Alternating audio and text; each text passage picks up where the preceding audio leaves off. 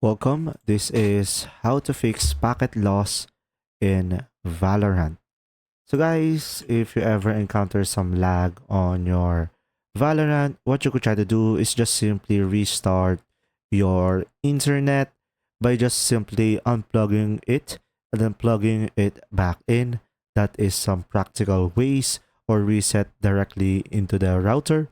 Another option is through the Windows by just simply going to your network or internet access over here, right click on it and go for the network and internet settings. From here, guys, you could just simply go for advanced network settings right over here down below.